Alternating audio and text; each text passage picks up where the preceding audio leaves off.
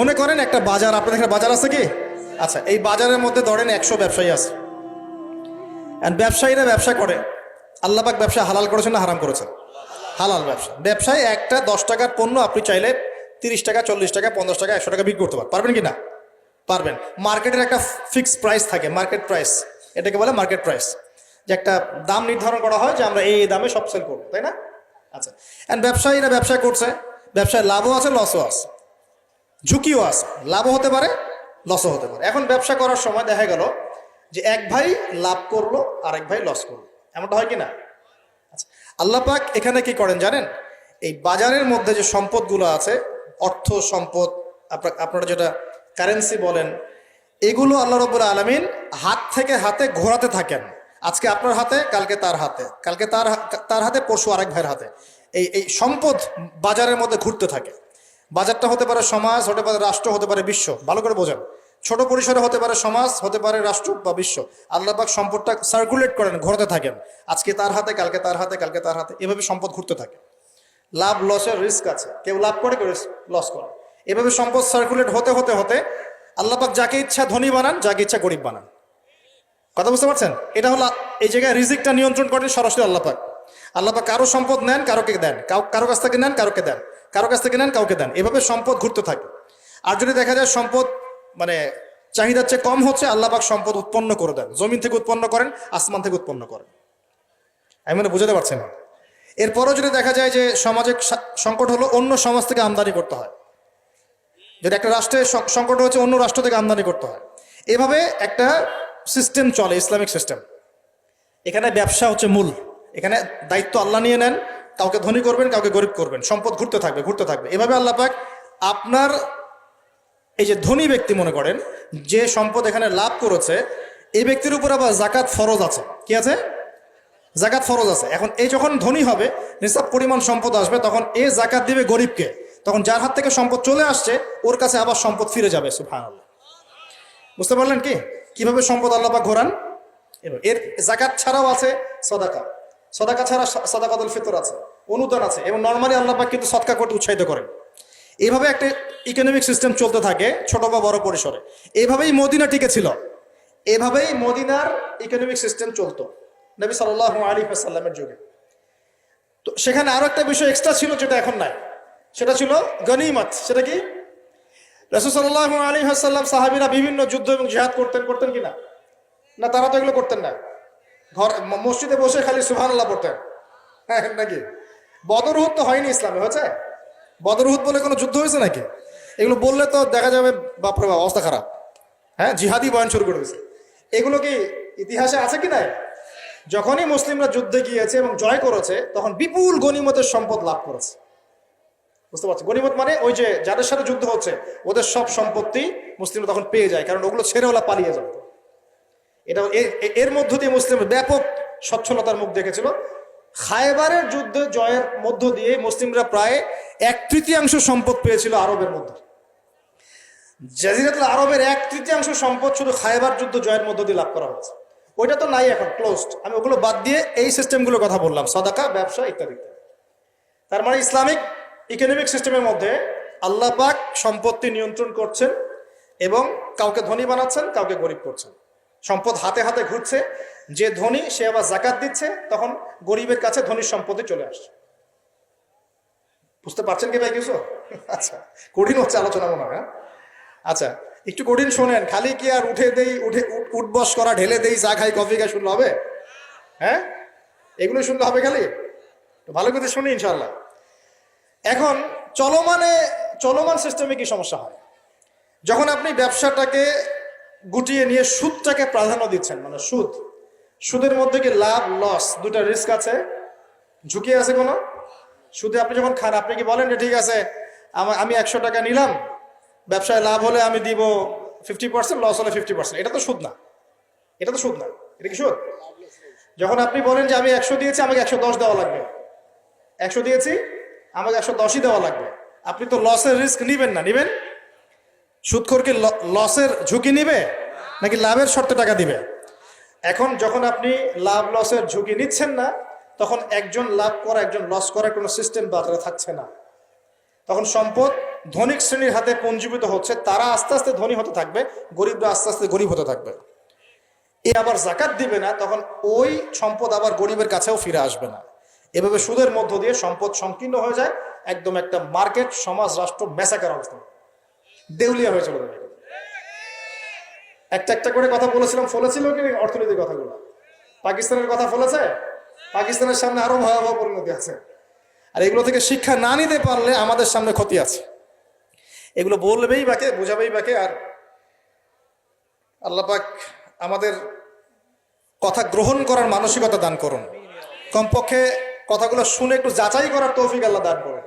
যাচাই করার পর যদি দেখা যায় যে হ্যাঁ ঠিকই বলেছে ছেলেটা, বা কম কিছুটা হলেও ঠিক বলেছে, ওইটুকু অন্তত গ্রহণ করার তৌফিক আল্লাহ দান করুন। একবারে যদি নেগলেক্ট করে দূর এইসব কথা শোনারই দরকার নাই, তাহলে তার কিছু হইল না, সমস্যা নাই। আমাদের কাজ কি? ফাযাক্কির ইন্নামা আনতা মুযাক্কির। আল্লাহ পাক আল্লাহর দ্বীনের দায়ীদের দায়িত্ব দিয়েছেন, তোমরা উপদেশ দিবে, তোমরা শুধু উপদেশদাতা। লাস্তা আলাইহিম বিমুসাইতির, কারো প্রতি তোমরা দারোগা নাও, চাপ দিয়ে মানাতে হবে, এই দায়িত্ব তোমাকে দেওয়া হয় না।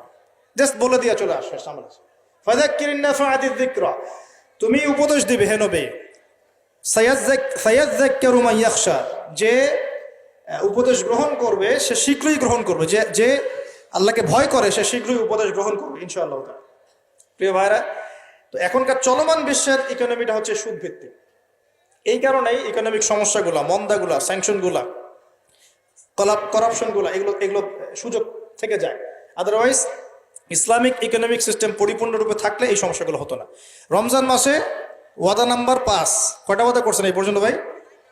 4টা। ওয়াদা নাম্বার 5 হচ্ছে রমজান মাসে যার যার জাকাত ফরজ হয়, জাকাত অবশ্যই জাকাত আদায় করে দিবেন ইনশাআল্লাহ। করবেন কি না? আপনারা কি মনে করেন যে নামাজই খালি ফরজ, জাকাত ফরজ না? জাকাত ফরজ না? যে কেউ যদি মনে করে নামাজ ফরজ, জাকাত ফরজ না, সে ব্যক্তি কাফের।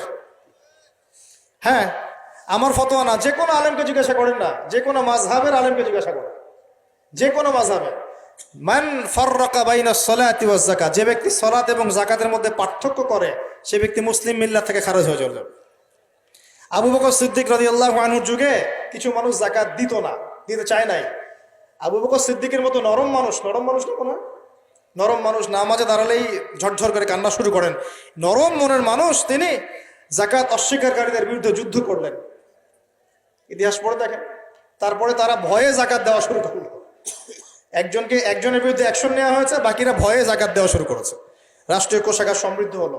মুসলিমরা কি ওই সময় সুদের মধ্য দিয়ে রাষ্ট্রীয় কোষাগার বৃদ্ধি করত? যাকাত ছিল, গনিমত ছিল, সাদাকা ছিল, ব্যবসা ছিল, কৃষি ছিল, এইগুলোর মধ্য দিয়ে তারা সমৃদ্ধ হতো। আর এই সমৃদ্ধি দিয়ে আমরা প্রায় 1200 বছর বিশ্ব শাসন করেছি। কত বছর? 1200 বছর আমরা বিশ্ব শাসন করেছি। আর এখন আমাদেরকে চাইতে হয়, লোন দেন, এই করেন, সেই করেন। আমাদেরকে নিচের হাত হইতে হয়েছে, নিচের হাত। কি লজ্জা আমাদেরকে নিচের হাত হতে হয়েছে, ওরা এখন উপরের হাত। ওরা আমাদেরকে এখন অনুদান দেয়, আবার সুদের শর্ত দিয়ে দিবে। আপনারা তো IMF বুঝবেন না, ওইটাতে আমি যাচ্ছি না। এমন কিছু শর্ত দিবে যেটা রাষ্ট্রের গলার দড়ি চিপে রেখে দেবে। এটা যারা এখানে বিজ্ঞ ব্যক্তিত্বরা আছেন তারা বুঝবেন আমার কথা। গলার মধ্যে দড়ি দিয়ে ফাঁস লাগিয়ে রেখে দিবে, এর নাম লোন দেওয়া।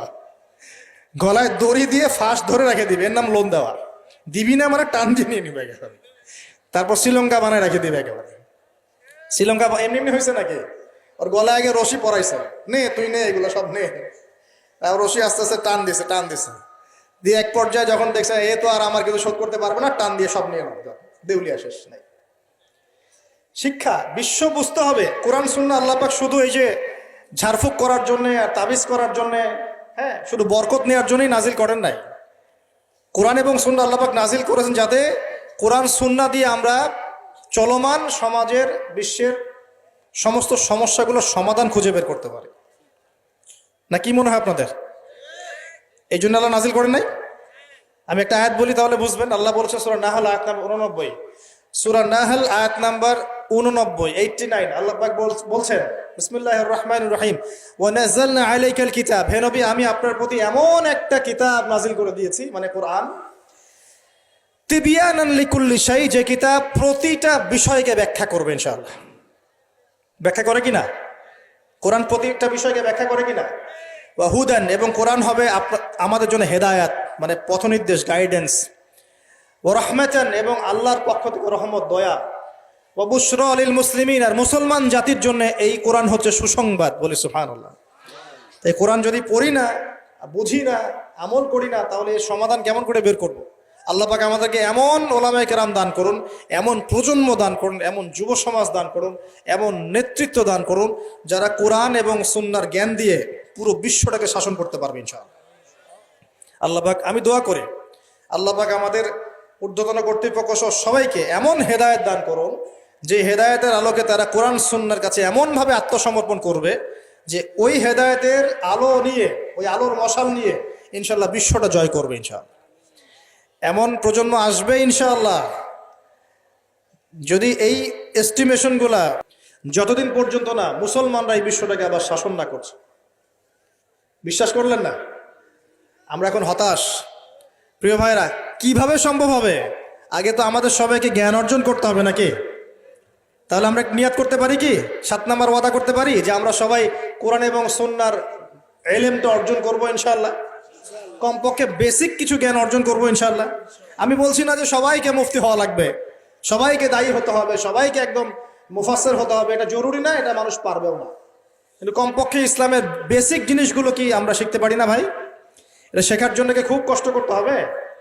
আল্লাহ পাক আমাদের সবাইকে খাস নিয়াত করার তৌফিক দান করুন, খালেস নিয়াত করার তৌফিক দান করুন। দ্বীনের জ্ঞান অর্জন আল্লাহ পাক ফরজ করেছেন ভাই। দ্বীনের জ্ঞান অর্জন করা মুস্তাহাব বিষয় নয়, নফল কিছু নয়। তলাবুল ইলমি ফরিদা আলা কুল্লি মুসলিম, প্রত্যেক মুসলমানের উপরে দ্বীনের ইলম অর্জন করাটা ফরজ। এটা কি নফল? আমরা নিজেরা অর্জন করব, আমাদের সন্তানদেরকে শেখাবো, মা বোনদেরকেও শেখাবো ইনশাআল্লাহ। মা বোনদেরকে শেখানো লাগবে না ভাই? খালি চুলাই ঠেলবে সারা জীবন? নাকি দিনের কিছু জ্ঞান অর্জন করাতে হবে? নাকি করাতে হবে না? আল্লাহ পাক আমাদের সবাইকে আদর্শ ইসলামিক পরিবার দান করুন বলি আমি। যে কথা বলতে এসেছি একটু গভীরে চলে গেছিলাম। আপনারা জাকাত দিয়েন, রমজান মাসে আল্লাহর ওয়াস্তে জাকাতগুলো দিয়ে দিয়েন এবং আল্লাহর ওয়াস্তে একটু ওয়াদা করেন, আর যাই করেন অর্থনৈতিক জীবনে সুদের সাথে সম্পৃক্ত হবেন না। হবে? সুদের পাপ কি? নিজের মায়ের সাথে জেনা করা। এই হাদিস কেউ শোনায় নাই ভাই? সুদের পাপের 70টা বা 73টা শাখা আছে। তার সবচেয়ে উঁচুটা আমি বলেছি কোরআন থেকে, আল্লাহ এবং তার রাসূলের সাথে যুদ্ধ করা। সবচেয়ে নিচের পাপটা কি জানেন? সবচেয়ে নিচের পাপ হচ্ছে নিজের মাকে বিয়ে করা। নাউযুবিল্লাহ। নিজের মাকে কেউ বিয়ে করে? এর চাইতেও জঘন্য কাজ হলো সুদ খাওয়া, কারণ সুদের মধ্য দিয়ে মানুষের রক্তকে চুষে খাওয়া হয়। আর মেরাজের রাতে যখন নবী সাল্লাল্লাহু আলাইহি ওয়াসাল্লাম, যে মেরাজের কথা বলছিলাম, তিনি আল্লাহর সাথে সাক্ষাৎ করতে গিয়েছিলেন, তখন জাহান্নামের অনেক আযাব তিনি দেখেছেন। আর কিছু প্রশ্ন করতে পারে মানুষ যে জাহান্নাম কি তাহলে আগে তৈরি হয়ে আছে, আযাব কি এই সেই, এগুলো অ্যান্সার দেওয়ার জন্য আরেকটা লেকচার লাগবে। মনে রাখবেন, সময় সময় এর নিয়ন্ত্রণ আল্লাহর হাতে। আমাদের কাছে অতীত, বর্তমান, ভবিষ্যৎ এই বিষয়গুলো আছে, আমাদের টাইম ফ্রেমের মধ্যে এটা আছে।